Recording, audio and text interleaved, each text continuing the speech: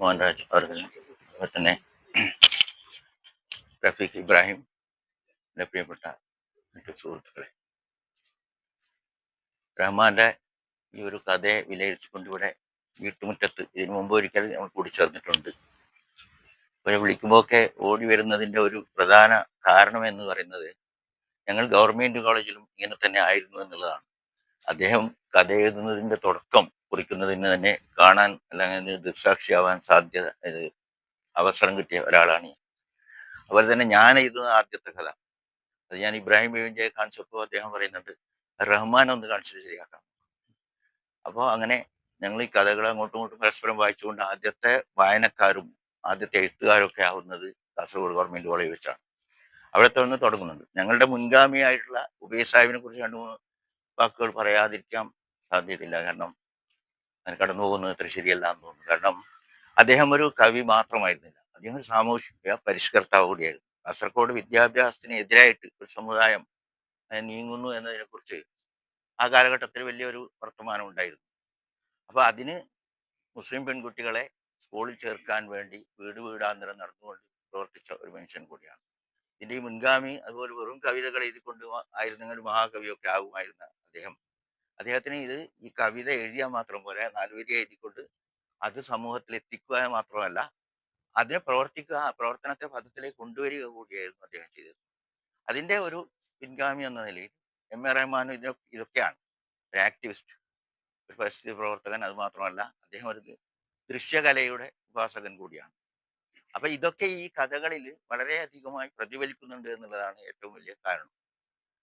അപ്പൊ അദ്ദേഹത്തിന്റെ ഈ പുസ്തകത്തിന് ആകത്തുകയായി പറയാൻ പറ്റുന്നത് ഒരു സ്വച്ഛതമായ ഒരു കടൽത്തീര ഗ്രാമം, അതിന്റെ സ്വച്ഛതയെ ഒരു ഇടപെടൽ, ബാഹ്യ ഇടപെടൽ, അത് ആദ്യം സ്വർണ്ണക്കടത്തായിട്ടും പിന്നീട് പ്രവാസമായിട്ട് ഉണ്ടാകുന്ന ആ ഇടപെടൽ അതിനെ എങ്ങനെ ഉലച്ചു കളയുന്നു എന്നുള്ളത് ഒരു ബാല മനസ്സിലേക്ക്, അദ്ദേഹത്തിന്റെ ഒരു ഉപബോധ മനസ്സിൽ ആ ഒരു ഈ വകതിരിവ് എന്ന് തുടങ്ങുന്നു എന്ന് പറയുന്ന ഒരു ഉപബോധ മനസ്സിലേക്ക് അത് എങ്ങനെ പ്രതിഫലിച്ചു എന്നുള്ളതാണ് അദ്ദേഹത്തിന്റെ മിക്ക കഥകളിലും കൂടി ആ കഥാപാത്രങ്ങൾ കൊണ്ടുപോകും. അപ്പോൾ യാദൃശ്യമായി ഈ 1952 എഴുതപ്പെടുകയും പിന്നീട് മാതൃഭൂമിയിൽ പ്രസിദ്ധീകരിക്കുകയും ചെയ്ത ഇപ്പൊ ഇവിടെ പറഞ്ഞ ആന്ത്രോപോളജി എന്ന് പുളിമുറിച്ചോടപ്പിൽ സൂഫി ഹാജി മകൻ ജനാപള്ളിക്കുഞ്ഞ് എം.എ. ആന്ത്രോപോളജി, ഇതിനെക്കുറിച്ച് തന്നെ എനിക്ക് പലപ്പോഴും ഞാൻ ഈ കഥ എത്രയോ പ്രാവശ്യം വായിച്ചിട്ടുണ്ട്. പക്ഷെ ഇതിനെക്കുറിച്ച് പറയാനുള്ള ഒരു അവസരമായിട്ടാണ് ഞാൻ ഇതിനെ ഉപയോഗിക്കുന്നത്. അത് റഫീഖ് ഇബ്രാഹിം നേരത്തെ പറഞ്ഞാൽ തന്നെയും പിന്നീടും അതിനെക്കുറിച്ച് തന്നെ ഞാൻ വീണ്ടും സംസാരിക്കാൻ കാരണം അത് തന്നെയാണ്. കാരണം അത് ഞാൻ പല പല പ്രാവശ്യം വായിച്ചിട്ടുണ്ടാവും എന്നുള്ളതാണ്. പക്ഷെ അത് വേണ്ടത്ര വായിക്കപ്പെട്ടോ എന്നുള്ള കാര്യങ്ങൾ വളരെയധികം സംശയം കൂടിയാണ്. അപ്പോൾ ഇതിനെന്താന്ന് പറഞ്ഞാൽ ഈ ഒരു കാലഘട്ടം, അതായത് 1960 അവസാനവും അത് 70 തുടക്കവും, ആ കാലഘട്ടത്തിൽ ഒരു ഒരു നാടിന്റെ അല്ലെങ്കിൽ ഒരു സമൂഹത്തിന്റെ മുന്നോട്ടുള്ള ഒരു പോക്ക് ഏത് വിധേനയായിരുന്നു എന്നുള്ളത് വളരെ വ്യക്തമാണ്. അതിന് എതിരായിട്ട് നീന്തിയ ഒരു വ്യക്തിയുടെ കഥയാണത്. അതിനെ എങ്ങനെ പറയുമ്പോൾ വളരെ ദാർശനിക തലത്തിൽ ഉയർത്തിക്കൊണ്ട് ആക്ഷേപഹാസ്യങ്ങളും ബ്ലാക്ക് ഹ്യൂമേഴ്സും ഒക്കെ ഉപയോഗിച്ചുകൊണ്ടാണ് ഈ കഥ മെനഞ്ഞിരിക്കുന്നത്. അതാണ് അതിന്റെ സൗന്ദര്യവും. ഇതിനൊക്കെ പറയുന്നത് ഇന്നൊക്കെ എന്താണ്, ഒരു പുസ്തകത്തിനെ വെച്ചെടുത്തപ്പോൾ ഒരാൾ അതിലൊരു കഥാപാത്രം ആ പുസ്തകത്തിന്റെ വില നോക്കുന്നത് ഇത്ര അന്നത്തെ കാലത്താണ്. ആ കാലത്ത് 90 രൂപ എന്ന് പറഞ്ഞ ഒരു വലിയ വിലയാണ്.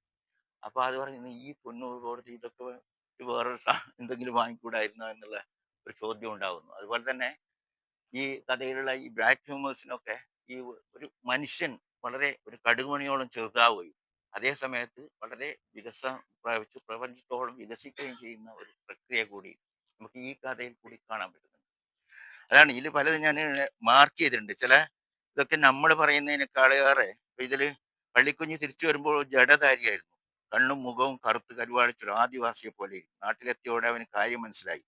പുരുഷന്മാരുടെ എണ്ണം കുറഞ്ഞിരുന്നു. യുദ്ധം കഴിഞ്ഞ സ്ത്രീകൾ മാത്രം ആശ്രയിക്കുന്ന ഒരു അറേബ്യൻ മരുഭൂമി പോലെ ദേശം. കെട്ടിടങ്ങൾ വർദ്ധിച്ചിരിക്കുന്നു, പച്ചത്തലപ്പുകൾ അപ്രത്യക്ഷമായിരിക്കുന്നു. അതന്നെ ഈ പച്ചത്തലപ്പുകൾക്ക് എതിരായിട്ട് വരുന്ന ഈ കോൺക്രീറ്റ് കെട്ടിടങ്ങൾ, ഇതൊക്കെ അന്നത്തെ കാലത്ത് ഏറ്റവും അധികം ഈ കഥാകൃത്തിന് വിളിച്ച ഒരു സംഭവം എന്ന് പറഞ്ഞ നേരത്തെ കൊടുക്കുക അതാണ്. പുറത്തേക്ക് തല നീട്ടുന്ന സ്ത്രീകൾ, അവരുടെ വിടർന്ന ചുറ്റും ചായം തേച്ച മതിലുകൾ, ഇരുമ്പ് ഗേറ്റുകൾ. അവന്റെ ഉമ്മക്ക് മാത്രം ഒരു മാറ്റമില്ല. അവൾ പുളിമറിച്ച സൂഫി ഹാജ് പണിത പഴയ മാളിയിൽ കണ്ണും പൂട്ടിയിരിക്കുന്നു എന്നാണ് അവിടെ പറയുന്നത്.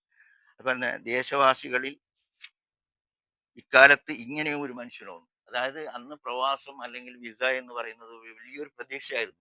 ഒരു കടന്ന് ഒരു ഒരു എങ്ങനെ ഒരു മോചനം, ഒരു ജീവിതത്തിന് ഇവിടുത്തെ ജീവിതത്തിനുള്ള ഒരു മോചനമാണ് അത് നൽകുന്നത് ആ വിസ. അതിനൊക്കെ വേണ്ട എന്ന് പറയുന്ന ഈ മനുഷ്യനെ കുറിച്ച് ആൾക്കാർ, ചുറ്റുമുള്ള സമൂഹം പറയാണ് ഇത് എങ്ങനെ ഇങ്ങനെയുള്ള ഒരു മനുഷ്യന് ഈ കാലത്തും ജീവിച്ചിരിപ്പുണ്ടോ എന്നുള്ളതാണ്. അപ്പൊ അതിനെ അത് പിന്നെ ആൾക്കാർ വന്നുകൊണ്ടൊക്കെ ഇദ്ദേഹത്തിനെ പോകാൻ വേണ്ടി നിർബന്ധിക്കുന്ന ഇടങ്ങളൊക്കെ ഉണ്ട്. പിന്നെ ഇവിടെ അവരുടെ ചോദ്യമാണ്, ഇത് ഏത് കാലാന്ന് എനിക്കറിയോ? 20-ാം നൂറ്റാണ്ട്, പണത്തിനാണ് വില. പണമില്ലാത്തവൻ പഴയ ചാക്ക്, നിന്റെ വലിയ മുടിയും താടിയും MA ഡിഗ്രിയും എടുക്കാത്ത ചരക്ക്, ഈ പോയെന്ന് നേരെ പടിഞ്ഞാറോട്ട് കുത്തനെ അറബിക്കടലിലേക്ക് പോയാൽ എത്തുന്നത് ദുബായ്.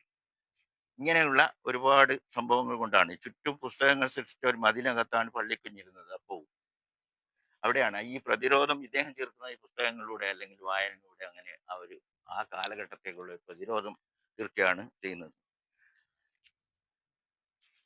പിന്നെ അത് ഗൾഫിൽ പോയപ്പോഴും അങ്ങനെയാണ്. കുറച്ചു നാൾ പണിയെടുത്ത് പണമാണ് അവൻ നാട്ടിലേക്ക് അയച്ചത്. ഇപ്പോൾ തീരെ പണിക്ക് പോകാറില്ല. റാസൽ കൽമയിൽ നിന്ന് കുറേയേറെ അകലെ പതുക്കൽ കഴിയുന്ന ഒരു മലഞ്ചെരിവുണ്ട്. ചില രാത്രികൾ അവിടെ ചെണ്ടയും പാട്ടും ഒക്കെ കേൾക്കാം.